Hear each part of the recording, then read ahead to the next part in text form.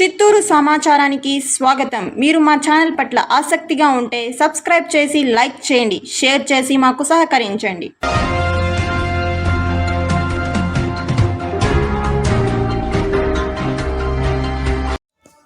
కేంద్ర రాష్ట్ర ప్రభుత్వాలు కార్మికుల పట్ల అవలంబిస్తున్న వ్యతిరేక విధానాలను తీవ్రంగా ఖండిస్తున్నామని ఆంధ్రప్రదేశ్ రాష్ట్ర ఏఐటీసీ ప్రధాన కార్యదర్శి సంకట సుబ్బయ్య పేర్కొన్నారు. ఇందుకు సంబంధించి జనరల్ బాడీ సమావేశాన్ని నిర్వహించిన పిదప ఆయన మాట్లాడుతూ కార్మికులకు సంబంధించి మొత్తం 44 చట్టాలు ఉన్నాయని, అయితే ప్రస్తుతం వాటినంతా కూడా కుదించి 4 లేబర్ కోడ్ కింద తీసుకొస్తున్నారని, దీంతో కార్మికులు తీవ్రంగా నష్టపోయే అవకాశం ఉందని, వెంటనే ఈ నిర్ణయాన్ని కేంద్ర రాష్ట్ర ప్రభుత్వాలు ఉపసంహరించుకుని పాత విధానాన్ని అమలు చేయాలని డిమాండ్ చేశారు. అనేక విధానాలపైన ముఖ్యంగా చర్చ చేయబోతున్నాము. ఈరోజు ప్రధానంగా భారతదేశంలో నరేంద్ర మోడీ 3వసారి అధికారంలోకి వచ్చిన తర్వాత మరి ప్రత్యేకంగా స్వతంత్రానికి పూర్వం పోరాడి సాధించుకున్నటువంటి 44 కార్మిక చట్టాలను మరి రద్దు చేస్తూ మరి 4 లేబర్ కోడ్లు తీసుకురావడం జరిగింది. ఈ 4 లేబర్ కోడ్ల వల్ల 44 కార్మిక చట్టాల్లో 29 చట్టాలు కంప్లీట్ గా రద్దు కాబడి మరి కార్మికులకు చాలా తీవ్రమైనటువంటి నష్టాన్ని, అన్యాయాన్ని కలగజేస్తున్నాయి.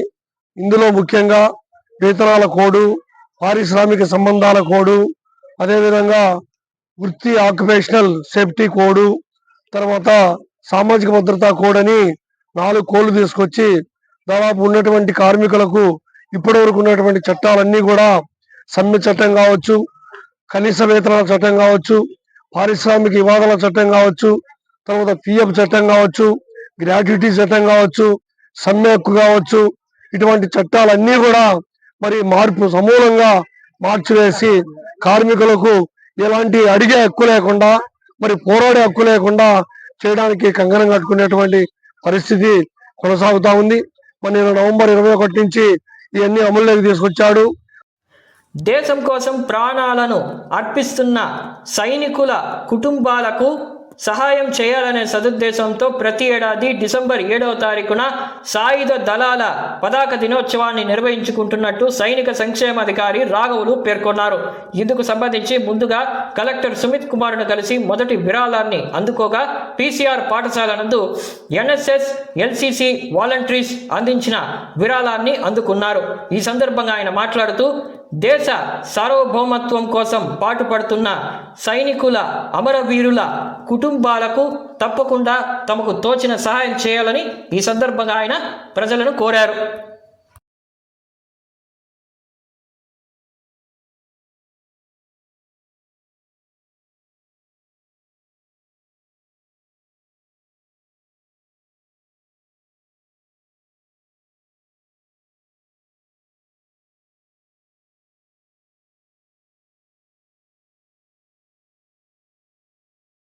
సాయుధ దళాల పతాక దినోత్సవాన్ని జరుపుకుంటున్నాం.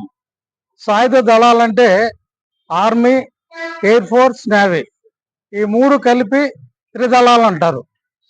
ఇందులో ఈ 3 దళాలు కూడా దేశ రక్షణ కోసం పనిచేస్తూ ఉంటాయి ఎల్లవేళలా.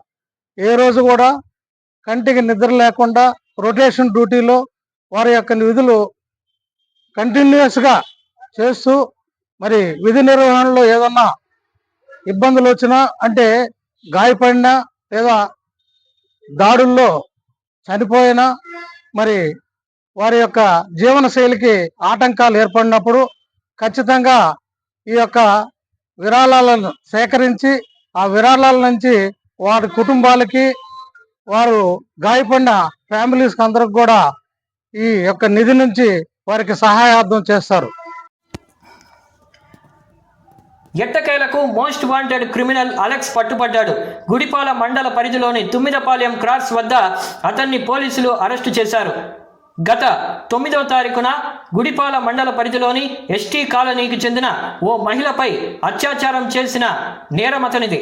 అంతేకాదు, అతను 2010లో మొట్టమొదటిసారిగా జైలు శిక్ష అనుభవించారని, ఆ తర్వాత పలు నేరాలకు పాల్పడి కరుడుగట్టిన దొంగగా మారిన పిదప 2023వ సంవత్సరంలో విడుదలయ్యారని, ఆ తర్వాత మహిళల పట్ల వరుసపెట్టి అత్యాచారాలు చేశారని, ఇప్పుడు అతన్ని మేము అరెస్టు చేశామని ఈ సందర్భంగా గుడిపాల ఎస్ఐ వెల్లడించారు.